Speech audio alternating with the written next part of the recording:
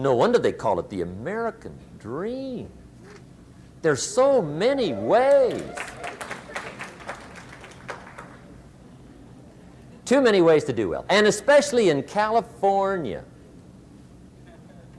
Do you know where California would rank among the nations of the world in productivity if it was a nation? Number 5. The United States would be number 1, Russia number 2, Japan number 3, Germany number 4, California number 5. And there's only 23 million people here. I mean, there's nothing like it in the whole world. And Orange County.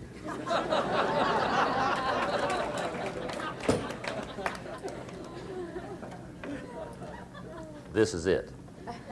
There's 4.5 billion people in the world, and they all wish they lived in Orange County. Hey, if you can't make it here, forget it. It's over. Take your chances on the next planet. You've blown this one. There's too many libraries. There's too many classes. There's too many seminars. There's too much information. There's too many books. There's too much capital. There's too much help. There's too much training here not to do well. There's too many ways. So find you some ways. There's plenty. Here's the 4th key to sowing and reaping, or 5. And that key word is anyone. Anyone can sow and reap. That's what's exciting. Anyone can. Now the question is whether or not you will. But can is not the question. Will is the question. Anyone can. Mr. Keogh says, try my plan. I put it together. The Keogh plan. Put aside $145 a month for the next 30 years. It's $1 million with the tax advantages. $1 million, 30 years, Keogh plan, $145 a month. Not a bad plan. Become a millionaire. Now, anybody can.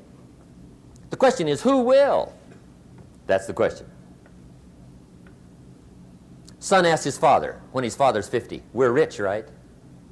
The Keogh thing? His father said, no, we're not rich. His son says, well, the Keogh thing, the $145 a month Keogh thing. He says, yeah, I know the Keogh thing, but I didn't go for that. Son says, you didn't? Says, no. I picked another plan for the $145. So what'd you do with the $145? Said, well, I bought beer and cigarettes.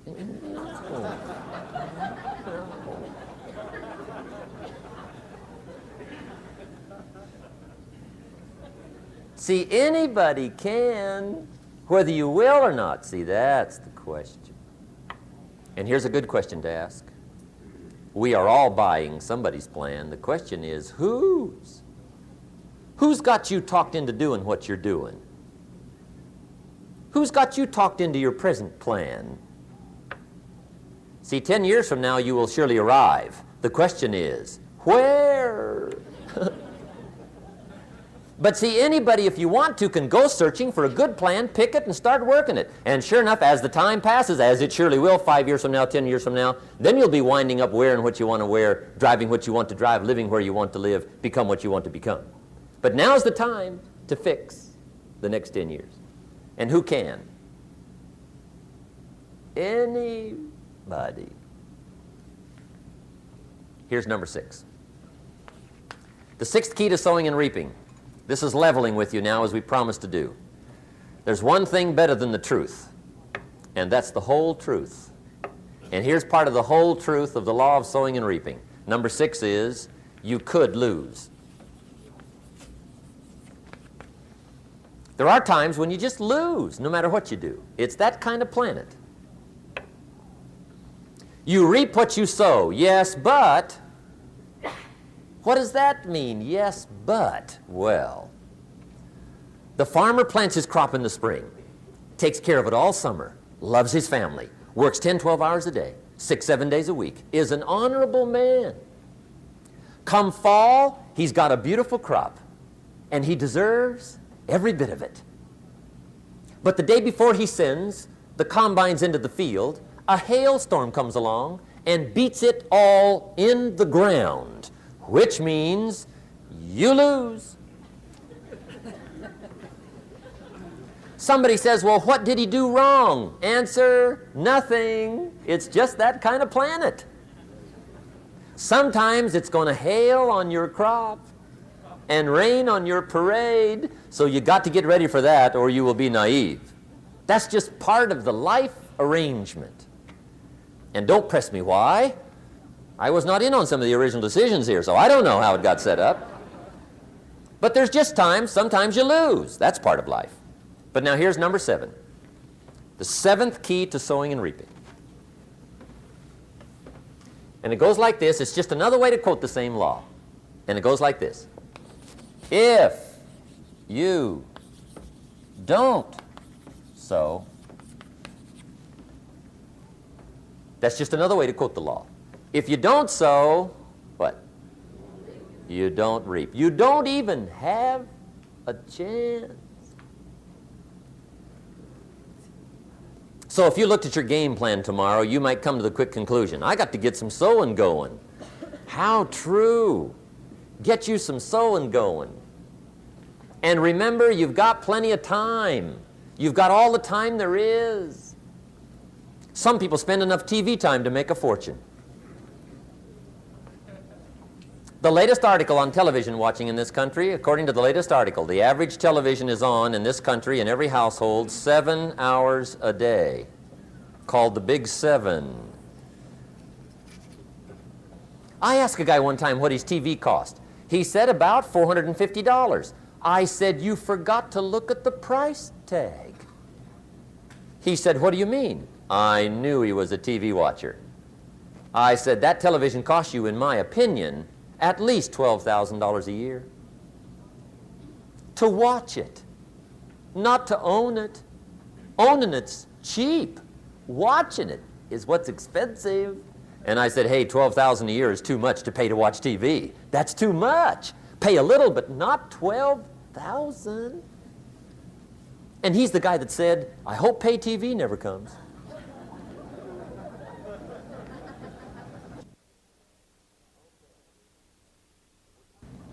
Okay. We're trying to cover an awful lot tonight, I realize that. But my time schedule is such that we just have to sort of give it all to you and let you sort the rest out. I wish we had plenty of time for questions and answers and that whole thing, but our time is just limited. But we are trying to go through an awful lot, I realize that. But looks like everybody's getting it. This is about the note-takingest crowd I've seen in a long time. Incredible. Does anybody have 5 pages yet? Anybody? Oh, fantastic. Incredible. Okay. Maybe you heard the story about the preacher down in Texas, southern part of the country. He was an evangelist back in the horse and buggy days. And he was very good at being an evangelist, and a lot of people used to come and hear him preach. And one day he put up his tent in one of these Texas towns and expected a big crowd as usual, come and hear him preach. And he got there, first night of the tent revival, walked in. 7:30, time to start. And to his surprise, the tent was empty. He thought, well, something must be drastically wrong. So he waited till 7:45, nobody showed up. 8 o'clock, zip. Finally, 8:15, one lone cowboy wandered up on his horse, tied his horse up outside, came in, sat down on the front bench, right, waiting for something to happen. The preacher thought, well, at least I better go down and talk to the cowboy. So he walks down, talks to the cowboy, and he says, cowboy, I'm the preacher. And he said, I don't know what to tell you. Something's gone wrong. He said, this tent was supposed to be full of people. He said, I'm embarrassed. He said, you're the only one that showed up. And he said, I really don't know what to do. And the cowboy said, well, I'm not a preacher, so I really can't tell you what to do. You know, he said, I'm just a cowboy. But he said, I know this, if I went out to feed my cattle and only one showed up, I'd at least feed it. The preacher thought, hey, the cowboy is right. If you've got a good idea to share, you should share it if there's 1 or 1,000. So he got kind of inspired by this conversation, and he jumped up on the platform and started to preach, as if the tent was full of people, just exploded. And he went for an hour and 15 minutes, just kept rolling. Finally, he quit. And when he finished, he came down off the platform, talked to the cowboy again. Says, "Well, cowboy, what did you think of my sermon?" And the cowboy said, "Well, I'm not a preacher, so I really can't tell." You know, he said, "I'm just a cowboy." But he said, "I know this. If I went out to feed my cattle and only one showed up, I'd feed it, but I wouldn't dump the whole load on it."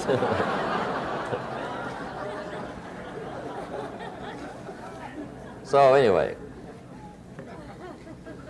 if it seems like we're dumping the whole load tonight, I guess we are. But gosh, everybody's doing well. I'm having a good time. I appreciate the response here tonight. Okay, the next subject is setting goals. Let me show you what turned my life every way but loose. Mr. Schoaf dropped this idea on me, changed me completely. Setting goals. Here's what can easily happen if you don't set goals. It's easy to let life deteriorate into making a living instead of designing a life. And we all have a choice: make a living or design a life. It's easy to get trapped by economic necessity and settle for existence rather than substance. That's easy. But the best advice I can give you on how to break out of that trap is to learn how to set goals. Mr. Schoaf put it to me this way. He said, "Jim, if you had enough reasons, you could do the most incredible things." I never forgot how he put that. If you have enough reasons. See, reasons will change your whole life.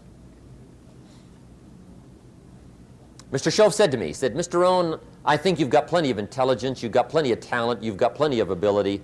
Probably what you lack is plenty of reasons."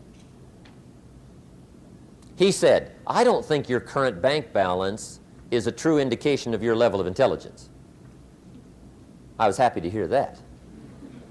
He said, "I think you're much smarter than your present bank balance indicates." And that turned out to be true. I was much smarter. But of course my first question was, well then why isn't it bigger? And he said, "You don't have enough reasons. You've got enough intelligence, but not enough reasons." So see, reasons can change your life. Here's what else I found out. Reasons come first, answers come second. You don't get the answers to do well till you get the reasons. Life has a mysterious way of hanging on to all the answers and only gives them up to the people that are inspired by reasons. So reasons make the difference in how your life works out. Now, what are some of the reasons for doing well? Let's go through a quick list called Reasons for Doing Well.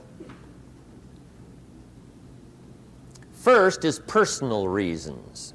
Some people do well for recognition. Some people do well for respect. Some people do well for the way it makes them feel. They love the feeling of being a winner. Those are good reasons. I have some millionaire friends that keep working 10, 12 hours a day, making more millions. And it's not because they need the money. It's because they need the joy and the satisfaction and the pleasure that comes from being a constant winner. And see, it's not just the money anyway. It's the journey, not the money. Once in a while somebody says to me, "Boy, if I had $1 million, I'd never work another day in my life." That's probably why the good Lord sees to it they don't get their million, right? They'd quit. They'd quit. Okay. Next is family reasons. Some people do extremely well for other people, and that's powerful. Human beings can greatly affect each other. Sometimes we will do things for somebody else we will not do for ourselves.